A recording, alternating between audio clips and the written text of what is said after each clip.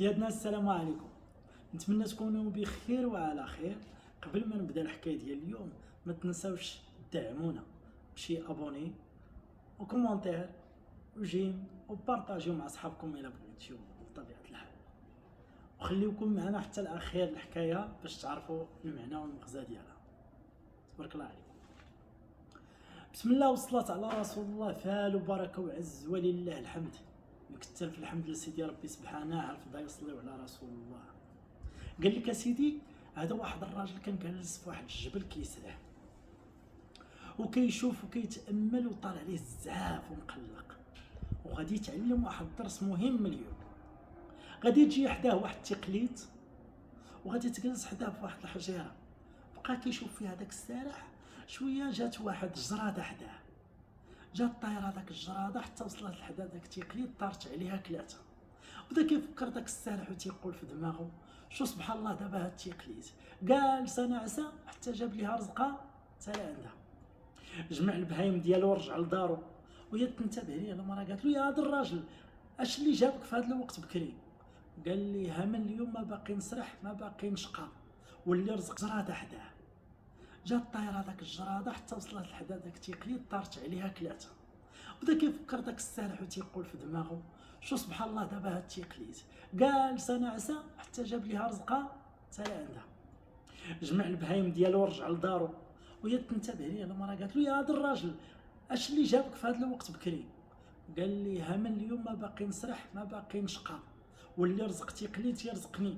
تقليد جالسه ما عليها ما بها حتى جاب ليها رزقها، جراتها حتى لا عندها الفمها.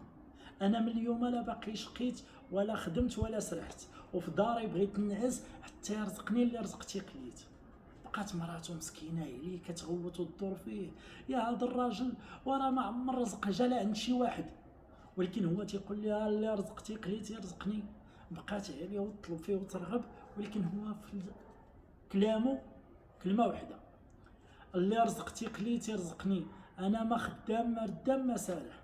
ايوا داك المراه عيات معاه ولا بغيت تصنت، ما عليها ما بها غير انها تنوض وتسرح هي بلاصتو. بدات كتسرح كيف اليوم كيف غدا. يوم من الايام وهي في واحد الجبل يا سيادي، وهي تلقى واحد جوج خابيات، حلاتهم لقات فيهم الفلوس والذهب، فرحات غايه في الفرح ورجعت للدار. قالت الراجل هيا هذا الراجل نوض راني لقيت واحد جوج خابيات عامرين في الفلوس والذهب، نوض جيبهم راهم في الجبل الفلاني. ولكن هو تيقول لها راه ما نمشي لا هنا لا لهي، واللي رزق تقليد يرزقني. وكما قلت لكم في الاول يا سيادي قبل ما نكمل حكايتي، ما تنساوناش من واحد الابوني وجيمو كومونتير وبارطاجيو معنا هاد الحكايه هادي باش تعم الفائده، ونكملوا حكايتنا الا صليتيو على رسول الله. داكشي ما كان. المراه فاش قال لي هذاك الكلام انا ما غادي نمشي لا هنا لا لهي واللي رزق تقليد يرزقني، طلع ليها الدم ومشى لها عند خوتها وقالت لهم راني لقيت واحد جوج خابيات في هذا الجبل هذا، سيروا جيبوهم نتوما وتنفعوا بهم وخليو هذا المعكاز ناعس هنا. فعلا داكشي اللي داروا ما كذبوا خبار، داروا يا جاه يا رحمن يا مقل العطار حتى كانوا في داك الجبل ولقاو فعلا داك الخابيات، ولكن غير حلوها لقاوها عامره بالفاعي والعقار سبحان الله، بحيث ماشي رزقهم. قالوا هاد بنت الحرام هادي بغات تقتلنا وتصفيها لنا كاملين، والله غير الا ما قتلناها حنا الاولين، لا هي ولا راجلها. هزوا داك الخابيات بجوج وحطوهم حدا باب الدار.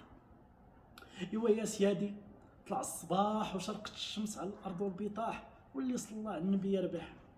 الراجل جا خارج الباب ديال الخيمه ديالو يشم شويه د الهواء، لقى داك جوج خابيات حلهم، فاذا به كيلقى داك جوج خابيات عامرين باللويز والذهب، رزقو جابوا له الله حتى لبين يديه. رجع فرحان فيق مراتو، قال لها نوضي يا هاد المراه، وراها داك جوج خابيات وقال لها قلت لك اللي رزقتي قليتي يرزقني، ايوا اللي رزقتي قليت راه رزقني، والله يرزقنا ويرزقكم من فضله. ايوا هادي حكايتي ديال اليوم، ما تنساوناش كي قلت لكم بشي بارطاج وبشي جيم وبشي كومونتير وراكم عارفين. وتحيه لجميع الناس اللي كتدعمنا في القناه ديالنا، لاصدقائنا وحبابنا. امسيه سعيده ونشوفكم في الحكايه الجايه.